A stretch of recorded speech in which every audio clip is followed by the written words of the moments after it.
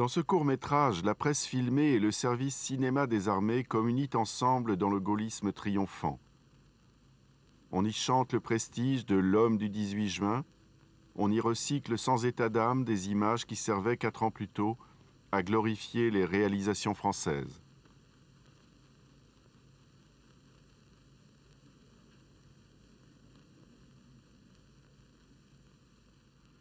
Si tous les Européens n'étaient pas de riches colons, et tous les musulmans de pauvres fellahs, personne ne conteste que le standard de vie des premiers était supérieur. Leur horizon n'était pas celui de la Casbah ou des bidonvilles, et jusqu'à une date récente, on comptait bien peu de locataires musulmans dans les beaux immeubles d'Alger. Les sujets sur l'Algérie seront le reflet de la démarche gaullienne et de ses petites phrases, de la réconciliation à la critique de l'activisme Algérie française, de l'intégration imposée par le référendum au glissement rapide vers la négociation et l'idée d'indépendance. Le 28 octobre 1958, ni les musulmans ni les partisans de l'Algérie française ne se tromperont sur les mots. J'ai parlé de la paix des braves. Qu'est-ce à dire? Tout simplement ceci. Que ceux qui ont ouvert le feu le cessent. Et qu'ils retournent sans humiliation à leur famille et à leur travail.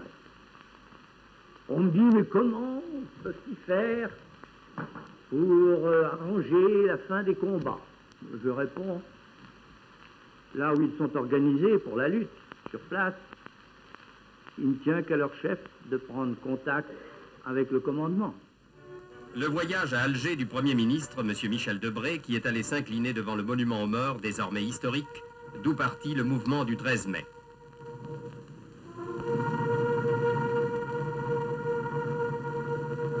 Cette cérémonie fut marquée par quelques incidents sans gravité provoqués par des manifestants extrémistes, auxquels le Premier ministre se contenta de répondre « Vous feriez mieux de crier comme moi, vive la France ».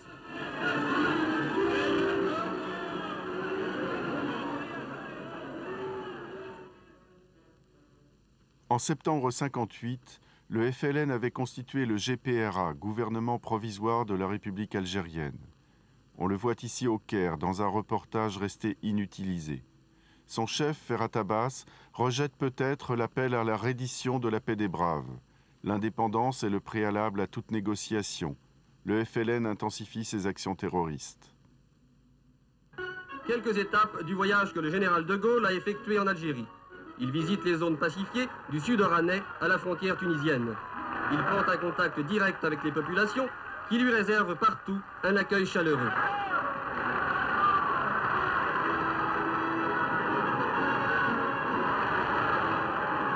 Le président de la République s'entretient avec les chefs militaires de différents secteurs avant de regagner Paris au terme de cette inspection d'une exceptionnelle importance.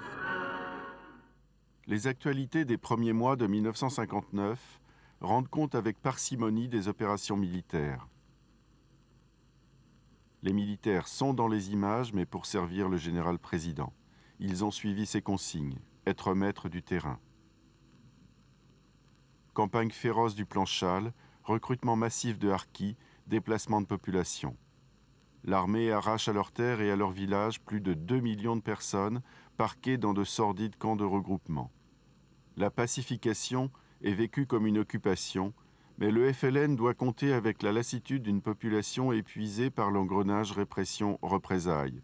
La voie diplomatique, l'armée des frontières et le terrorisme composent sa stratégie, plus politique que militaire. Je m'engage à consulter les Algériens dans leurs 12 départements au sujet du destin qu'ils veulent adopter. Le sort des Algériens appartient aux Algériens. Au début de 1960, après le coup de tonnerre de l'autodétermination, les activistes de l'Algérie française mobilisent les pieds noirs. Tous savent désormais que De Gaulle a choisi l'indépendance, que l'Algérie de papa est condamnée.